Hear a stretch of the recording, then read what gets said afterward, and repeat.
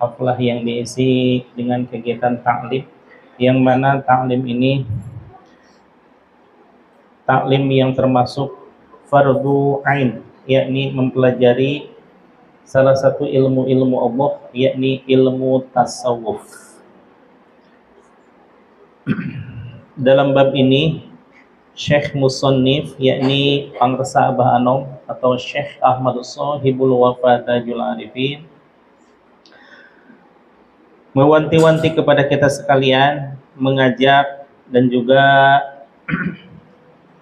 beliau menyatakan dengan penuh harapan, harap cemas gitu ya, harapan, keinginan sekedar berdakwah kepada manusia pada umumnya, karena memang dakwah itu adalah fardu ain, suatu amanah dari Kangjeng Nabi Muhammad SAW.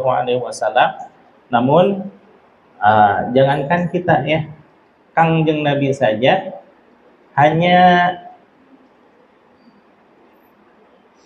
sampai pada berdakwah saja. Ya. Setelah kakeknya meninggal dalam usia 8 tahun menurut riwayat yang mu'tabar, lalu diasuh oleh siapa? Jawab siapa? Setelah kakeknya meninggal diasuh oleh pamannya. Jadi usia mulai 8 tahun sampai beliau sudah menjadi nabi dan rasul ya. Berarti sampai usia 40 lebih ya. Nabi diasuh oleh pamannya, siapa namanya? Siapa namanya? Jawab tuh semuanya. Gitu ya. Oleh pamannya Abu Thalib, maka di sini pertaruhannya. Sayang seribu sayang, pamannya itu masih belum ditakdirkan untuk mengucapkan kalimat syahadat. Ketika Nabi Muhammad SAW memohon doa kepada Allah untuk pamandanya, di situ langsung Allah menegur Nabi Muhammad, innaka la tahdi man ahbabta walakinnallaha, lanjutkan, walakinnallaha yahdi, barang semuanya, yahdi. Wahai Muhammad, engkau tidak bisa memberikan hidayah kepada siapapun yang engkau cintai, walakinnallaha yahdi mayyasha, tetapi hanya Allah lah yang berkuasa untuk memberikan hidayah tersebut. Nah, jadi jangankan kita, Rasul saja hanya sebatas ikhtiar. Al-insanu bitafkir wallahu bitaqdir. Tegak semuanya, tegak. Nulis enggak gitu ya. Kalau enggak nulis, cengkat wajahnya, coba tegakkan kayak tentara, gitu. Wah, jangan meloyo gitu. Sudah selesai gitu. Ya. Nabi Muhammad SAW, sekalipun orang yang paling dekat dengan Rasulullah, dengan Allah Subhanahu wa taala, Nabi Muhammad hanya diperkenankan untuk menyampaikan dakwah saja, mengajak kebaikan dan mencegah kemungkaran. Nah, ketika Nabi Muhammad SAW memohon doa untuk pamandanya yang begitu kasih sayangnya, begitu melindunginya, begitu mengayominya, begitu membesarkan dari usia 8 tahun sampai menjelang pernikahan. Setelah itu kan Rasulullah hidup mandiri ya. Nah, kemudian Rasulullah SAW karena sangat sayangnya kepada pamandanya, sampai-sampai mohon maaf ya, mungkin lupa berdoa kepada Allah untuk pamannya, sedangkan pamannya belum bersyahadat, artinya belum masuk Islam. Seperti mohon maaf ya, kita misalkan punya tetangga non muslim, minta kepada Allah, ya Allah ampunilah dia ya Allah. Sementara dia tidak beriman kepada Allah, bagaimana reaksi Allah? Jangankan untuk mengampuninya, dia aja tidak beriman gitu ya. Bagaimana mau mengampuninya? Dia sendiri tidak beriman. Jadi untuk kata-kata maghfirah, permohonan maaf itu hanya khusus untuk kaum muslimin. Adapun kalau memohon hidayah boleh. Allahumma hdi qaumi fa innahum la ya'lamun. Ketika Rasulullah Shallallahu alaihi wasallam berdakwah di Taif, berdakwah di Mekah, malah ditimpuki batu. Itu jangan main tanah, jangan main tanah. Nanti kecemplung kayak kelelep.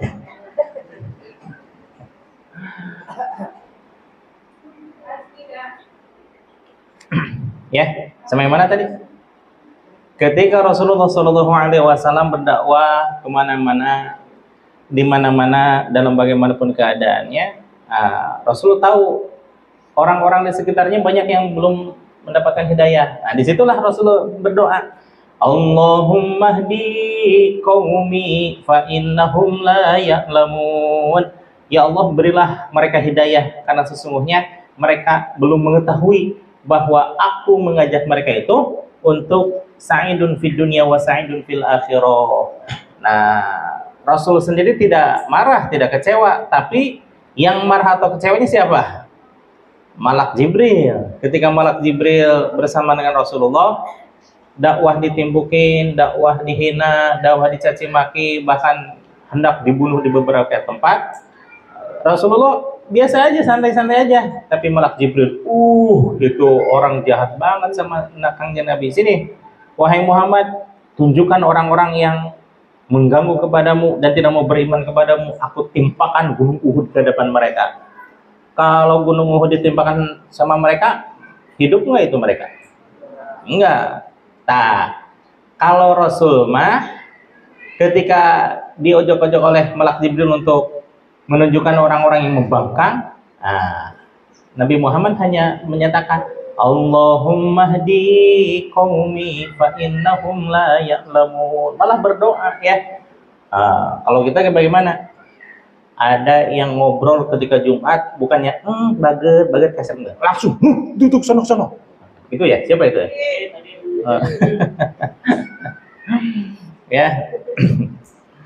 Jadi kalau kita banyak yang keselnya ya. Kalau Rasul gimana dakwahnya?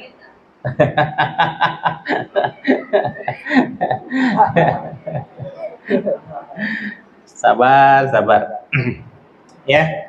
Nih, apalagi kelas 9 ya. Jangan menampakkan wajah memelas, wajah ingin dikasihani, wajah hormat. Tapi sama Allah tidak hormat. Ya. Mendingan nggak usah hormat sama saya lah. Yang penting hormat sama syariat Allah, ya. Syariat Allah salah satunya diantaranya apa itu?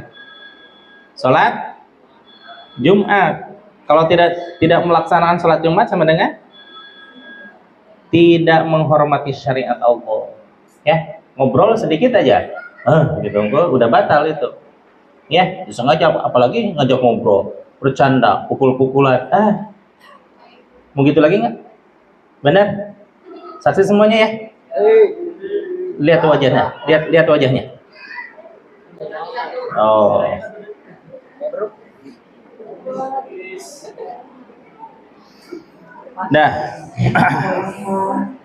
Nah, di sini Syekh Musonib berharap kepada kita sekalian. Faya ayyuhal ikhwan. Panggilannya dengan ikhwan ya. Tidak, kok kenapa ini ikhwan saja yang dipanggil ikhwan, saudara-saudaraku, saudara-saudara gitu ya. Tidak wahai ayuhan nas seperti tadi ya. Allah Subhanahu wa taala memanggil kita dengan ungkapan ya apa? Ya ayyuhalladzina amanu, wahai orang-orang yang beriman. Kenapa tidak umum? Syekh Musonib atau Syekh Ahmad Shahibul Wafatajul Arifin merasa sangat perlu untuk membentengi ikhwan-ikhwan. Ini kalau ada teks Arab yang menyatakan ikhwan itu sama dengan ikhwan dan akhwat ya. Ikhwan dan akhwat, tapi hanya disingkat saja ikhwan saja. Ya.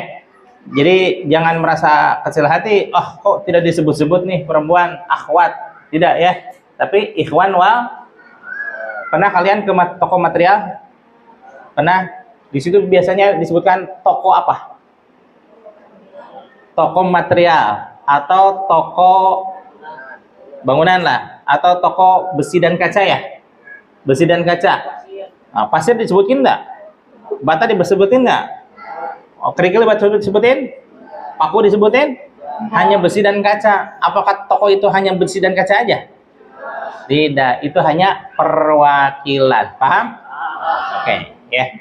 Ya ayyuhal ikhwan, wahai saudara-saudaraku. Intabihu, bersiaplah, berhati-hatilah, waspadalah, wasari'u, dan bersegeralah ila maghfiratin, kepada ampunan. Ampunan siapa yang harus bersegera? Mir rabbikum, kepada dari Tuhanmu.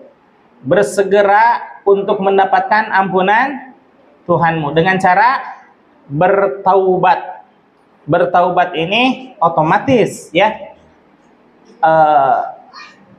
La dzanba man taba apa? La dzanba apa nih? Man taba ilaih. Pokoknya tidak ada dosa bagi orang yang bertobat baginya. Sekalipun kita sering melaksanakan kemaksiatan, kesalahan, tidak ketaatan kepada Allah, itu kan dosa ya.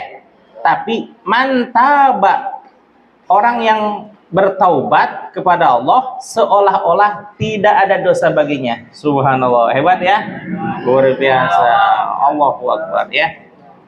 Bertaubat ini banyak medianya ya. Bisa dengan mengucapkan, apa itu bertaubat itu? Dengan mengucapkan apa?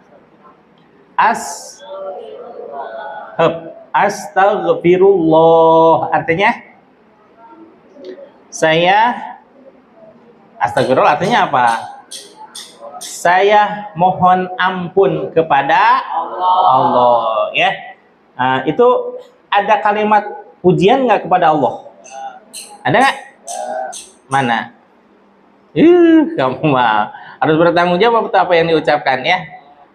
Astaghfirullah, saya mohon ampun kepada. Itu kakinya jangan kayak gitu. Astaghfirullah, saya mohon ampun kepada. Ada nggak kalimat pujiannya? Ada nggak? Nggak ada. Lihat kalimatnya. Astaghfirullah, saya mohon ampun kepada. Beda dengan kalimat ini. Astaghfirullahal azim. Ada kalimat pujiannya nggak kepada Allah? Apa? Al-azim, yang maha agung. Adik kita perlu uang untuk jajan. Mah, minta jajan. Dikasih nggak orang tua? Dikasih. Tapi kita kakaknya, mah, kan mama baik hati nih. Boleh nggak minta jajan? Kira-kira tersentuh mana dengan kalimat pertama apa kalimat kedua? Benar nih. Cing sokat tuh meminta api. Yang kedua, kalau tadi adik minta jajan bagaimana? Ma minta jajan. Kalau kalian anak SMP, tadi gimana? Kalau yang SMA beda lagi. Mamah yang baik hati dan cantik. Saya minta jajan. Kira-kira yang lebih diperhatikan oleh mama kita siapa? Kakak kita ya, yang SMA. Kenapa? Karena pujiannya berapa? Pujiannya ada 2. Sama dengan kita. Astaghfirullahal ghafurur rahim. Saya mohon ampun kepada Allah yang maha pengampun dan maha penuh kasih sayangnya. Beda nggak dengan kalimat saya mohon ampun kepada Allah? Saya minta ampun kepada Allah yang maha agung. Beda. Itu kalimat pujiannya berapa? Al-azim berapa? Satu, Ghafurur Rahim. Dua, ya. Jadi bisa dipahami ya, kenapa kita istighfarnya tidak secara umum astagfirullahaladzim atau astagfirullah. Kalau tetangga-tetangga kita mah banyak yang mengkritik astagfirullahaladzim itu tidak sesuai dengan contoh Nabi. Yang dicontohkan oleh Nabi adalah astagfirullah. Kalau kenapa harus pakai al-azim? Itu nggak dicontohkan oleh Rasulullah SAW. Bagaimana jawaban kita? Karena Rasulullah SAW orang yang paling suci, orang yang bersih, orang yang jauh dari kemaksiatan, nyebut astagfirullah saja udah cukup. Tapi bagi kita, jangankan lagi ibadah, lagi sholat Jumat aja. Oh, adit deh cenah. Nah, maka kita mah taubatnya harus lipat-lipat. Jadi menggunakan astagfirullahal ghafurur rahim. Saya mohon ampun kepada Allah yang maha penerima taubat dan maha penuh kasih sayangnya. Itu siapa namanya? Kakak Hafid yang ganteng, jangan sok begini.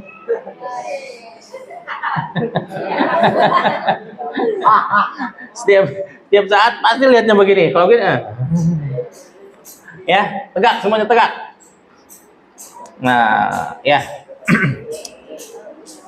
Pernah lihat anak-anak burung yang lagi dikasih makan sama induknya? Bagaimana? Benar nggak? Daripada anaknya yang dia macam begini, mana yang dikasih makan? Yang begitu-begitu ya.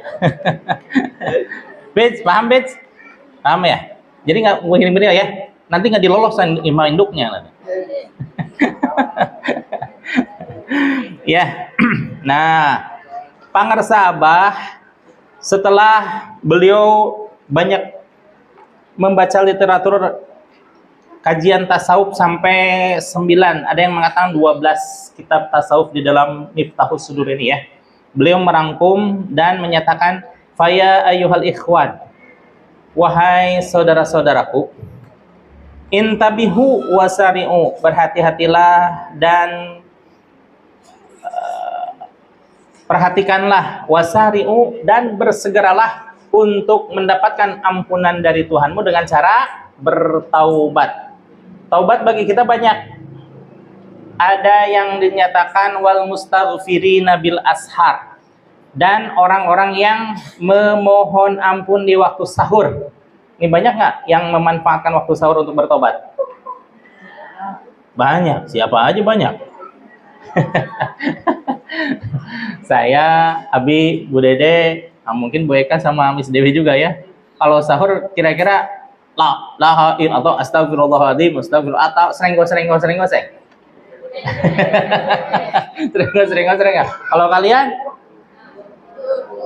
masih tidur, orang tua kita sudah masak, kalian masih baru 5 menit kemudian. Padahal salah satu waktu yang efektif untuk memohon ampun kepada Allah adalah memohon ampun beristighfar di waktu sahur. Itu kaum muslimin setahun sekali, apalagi yang bukan bulan Ramadan. Itu makanya lewat aja itu ya. Wal mustaghfirina bil ashar, menggunakan waktu sahur untuk beristighfar. Atau ada yang lebih efektif lagi, apa itu?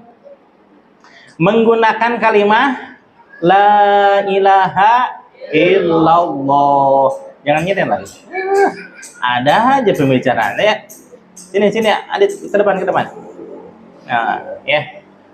Kalau tadi istighfar 1, 2, 3 ya, 3 tingkatan ya. Yang tingkatan pertama apa? Astagfirullah. Tingkatan kedua, astagfirullahaladzim. Tingkatan ketiga, astagfirullahal. Alhamdulillah kita menggunakan tingkatan yang ketiga. Ada yang paling dahsyat lagi. Apa itu? Man qala la ilaha illallah.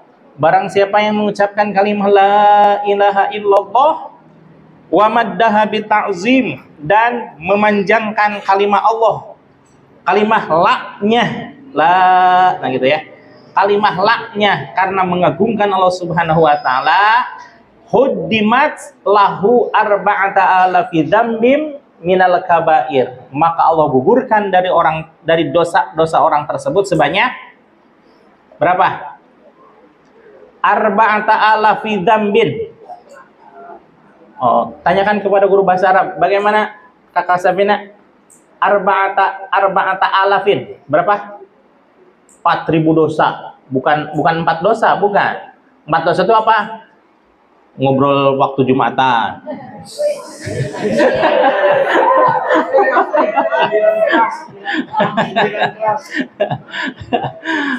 Bercanda waktu belajar. Bikin kesel nggak kira-kira ke gurunya itu? Bikin kesel itu ya. Kemudian mendelek-delek sama teman. Kemudian diperintah ke sini, malah orang lain yang diperintah lagi. Oh, itu siapa itu? Itu bukan 4 ya, tapi 4.000. 4.000 sekali mengucapkan la ilaha illallah. 4.000 dosa digugurkan. Bagaimana kalau 2 kali? La ilaha illallah. 8.000 dosa digugurkan. 3 kali la ilaha illallah, berapa kalinya? 12.000 dosa digugurkan. Lumayan. Tinimbang ngucapin la ilaha illallah dengan penuh penghayatan dan juga la-nya dipanjangkan karena mengagungkan Allah Subhanahu wa taala, 12.000 dosa digugurkan. Itu banyak apa banyak 12.000 ya? Banyak kan? Bagaimana kalau 165? Berapa dosa yang digugurkan? Hitung. 660.000 dosa digugurkan. Hebatnya matematika Abi ya? 165 sekali sholat dikali 5 sama dengan 825 sekali mengucapkan sehari semalam. Subuh 165, duhur 165, asar 165, maghrib 165, isya 165, apalagi kita mau apa? Duha 165 ya, ditambah doa alhamdulillah, minimal 825 dikali 4.000 sama dengan 3.300.000, betul nggak?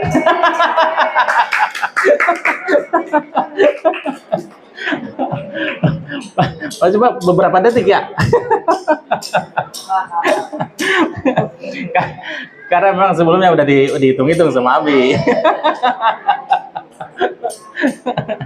Tadi berapa katanya? 165 dikali 4.000 sama dengan 660.000 ya, 660.000. Kalau 825 dikali 4.000 sama dengan 3.300.000. Wah, 3.300.000 bagaimana itu ya? Maka orang yang ahli la ilaha illallah kira-kira bening nggak dosa hidupnya dari dosa? Bener nih? Kalau kata Abi mah enggak. Kenapa? Dosa kita ratusan triliun. Sementara dosa yang dikikis cuma berapa tadi? 3.300.000. Atau gimana itu? Kira-kira tekor nggak itu? Tekor. Tapi masih mendingan tekor sama sekali, mendingan tekor daripada tidak sama sekali. Mendingan zikir la ilaha illallah daripada tidak zikir la ilaha illallah. Alhamdulillah. Jadi jangan pernah mengingat, wah dosa-dosa saya sehari semalam digugurkan 3.300.000. Santai aja dulu lah, sekarang mah nggak sholat-sholat Misalkan nggak sholat subuh sekarang mah kayak tadi ada berapa orang tuh.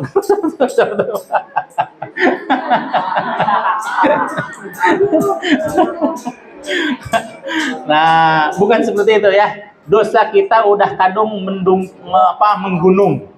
Menggunungnya nggak usah lihat orang lain, lihat diri kita ya. Dari mulai bangun tidur, kemudian melakukan aktivitas, kemudian mau tidur, bahkan tidur itu sendiri kita banyak dosa tidak? Kerasa nggak waktu tidur tuh banyak hal-hal yang memuakkan orang lain? dikit-dikit, dikit-dikit, ya, ada kakinya nendang lah, ada ngorok lah, segala macam gitu ya. Nah, itu ya. Jadi jangan pernah melihat dosa yang kita miliki digugurkan oleh Allah Subhanahu wa taala dengan kalimat la ilaha illallah, tapi lihatlah betapa banyak dosa-dosa yang kita miliki, ya. Maka senantiasa kita harus merasa, Masya Allah, ya Allah, betapa diri ini banyak. Ini teh ngaharulang kieu bae jeung teu ngarti apa ya? Itu ya. Semangat. Ya, bahwa dengan bertaubat, wasari'u ila magfiratin min rabbikum, bersegeralah kepada Allah menuju ampunan Allah. Cuma yang ditekankan di sini oleh pengarsa Abah adalah ma'a hadhil qawafilir ruhaniyati, bersama rombongan ahli ruhaniyah ini. Ahli ruhaniyah itu apa maksudnya? Bersama ahli thariqah. Kalau beristighfar tidak menggunakan jalur metode thariqah, kira-kira mohon maaf, kira-kira merasa perlu tidak kita berzikir. Misalkan Abi tidak berthariqah nih. Ketika sudah zuhur ya, Allahu Akbar, Lekum, gajelang. Gitu ya. Saya dulu ketika belum berthariqah. Kenapa? Karena perbedaan yang berthariqah dengan yang tidak berthariqah itu dalam hal zikir itu ya. Yang berthariqah merasa perlu dirinya untuk berzikir. Sementara yang belum berthariqah merasa perlu nggak berzikir itu? Kadang Abi melihat tidak perlu zikir mas sunnah iya nu wajib mah ngan salatna gitu ya. Maka Lekum gajenang itu amalia Abi. Kenapa Abi bisa mengatakan seperti itu? Karena saya mantan. Ya. Mantan Lekum gajenang.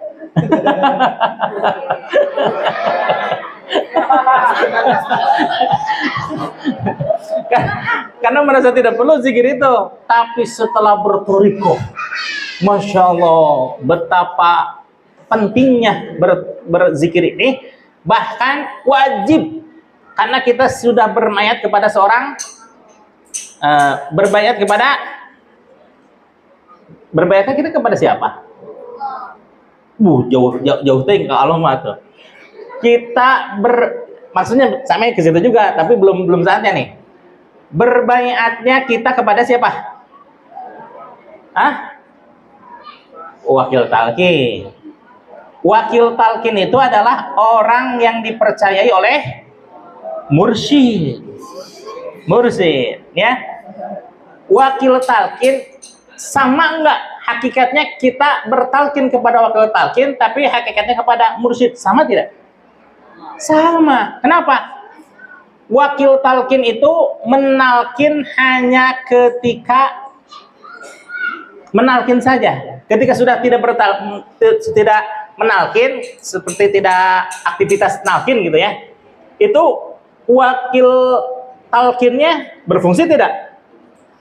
Para wakil talqin menyatakan saya tidak berfungsi ketika saya tidak mentalqin. Jadi sama aja dengan ikhwan-ikhwan yang lain, sama dengan murid-murid yang lainnya, sama-sama murid pengersa Abah. Walaupun beliau adalah para wakil talqin, tapi subhanallah, mungkin ini hakikatnya adalah ketawaduan beliau saja ya. Ada yang bilang selang lah, ada yang bilang saya hanya perantara lah, ada yang bilang saya hanya bemper lah. Itu adalah bahasa ketawaduan. Artinya para wakil talqin tidak merasa mempunyai wewenang untuk memberikan talqin. Hanya ketika beliau-beliau untuk menalkin saja berlakunya wakil talqin. Ya, contoh. Di sekolah ini mah nggak ada wakil kepala sih ya. Nah, katakanlah kepala sekolah kita siapa? Bu Dede. ada wakilnya, katakanlah Miss Dewi sama Bu Eka gitu ya. Apa yang disampaikan Bu Eka kepada kita atau Miss Dewi kepada kita sama nggak itu ya sumbernya dari Bu Dede? Sama ya, sama.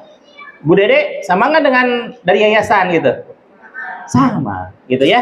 Artinya ketika kita bertalkin kepada seorang wakil talqin, sama halnya kita bertalkin kepada mursyid. Allah malu-malu nih. Mursyid, ini mursyid dulu atau mursyid dulu. Nah, ulangi.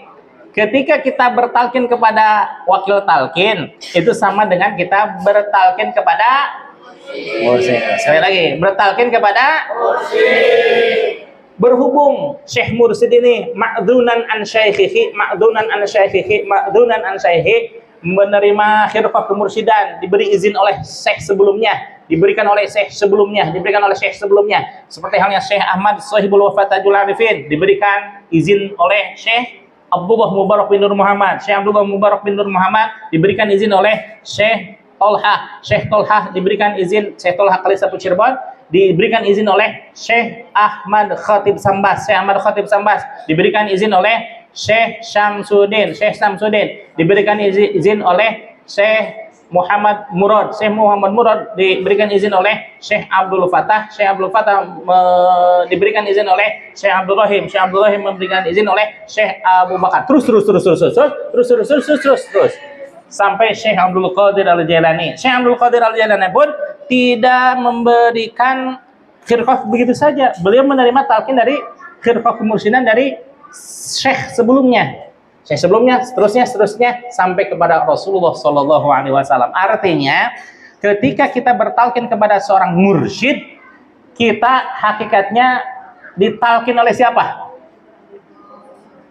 Oleh Rasulullah.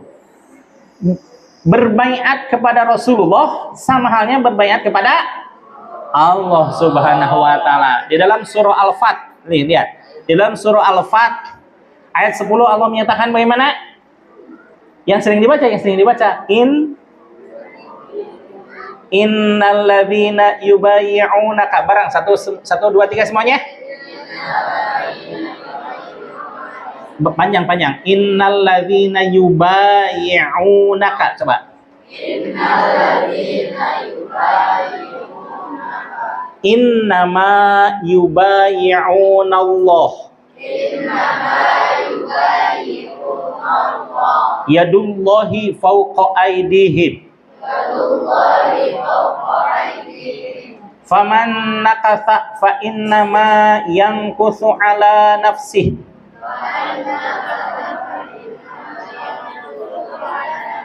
Waman awfa bima ahada alaihullahu.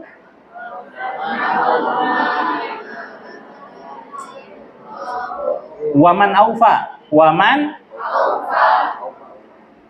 bima ahada alaihullahu fasayu'tihi ajran azima. Sesungguhnya wahai Muhammad, orang yang berbaiat kepadamu,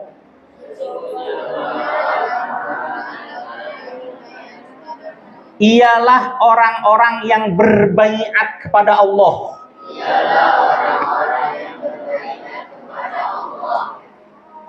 Bahwa kekuasaan Allah berada di atas kekuasaan mereka.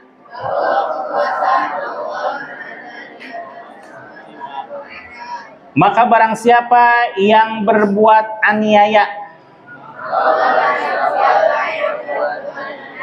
berbuat aniaya di sini dalam artian tidak melaksanakan baiat itu sendiri ya. Apa baiat kita? Melaksanakan zikir. Tuh, karena orang-orang berthariqah menganggap bahwa berzikir itu wajib, sunnah apa makruh? Wajib, ya. Innama yubayyuna faman nakatha apa persen? Faman nakatha. Nah, barang siapa yang berbuat aniaya dalam arti tidak melaksanakan amaliyah zikirnya, amal apa yang dibayarkannya, sesungguhnya dia merugikan dirinya sendiri. Ayo, sesungguhnya Waman aufa, dan barang siapa yang melaksanakan dengan penuh ketaatan. Bima ahada alaihullaha, bima ahada alaihullahu, maka sesungguhnya terhadap apa yang dijanjikan kepada Allah, fasayu'tihi ajran azima, maka sungguh dia akan mendapatkan balasan yang besar sekali.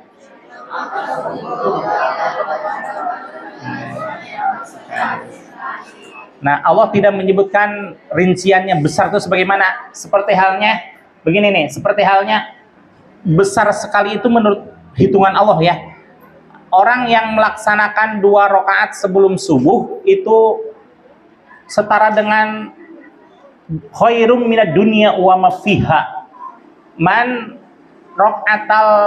sholatan rakatal fajri, siapa yang melaksanakan 2 rakaat sholat fajar, maksudnya sebelum subuh itu ya, bukan sholat fajarnya, bukan sholat subuhnya, tapi sholat subuh. Maka Pondok Pesantren Surilaya mengajarkan bahwa qobliyah subuh itu diniatkan sholatul fajri ya. Nah, melaksanakan qobliyah subuh atau sholat fajar 2 rakaat khairum minad dunya wa ma fiha, itu lebih baik daripada dunia dan seisinya. Dunia dan seisinya. Maka rugi sekali ya orang yang tidak melaksanakan sholat fajar aja rugi sekali, apalagi yang tidak sholat subuh. Ya, demikian ya. Ini baru satu kalimat dari pengarsa Syekh Musonif menyatakan bahwa wasari'u ila maghfiratim mir rabbikum, bersegeralah untuk mendapatkan ampunan dari Allah dengan cara tadi apa? Dengan cara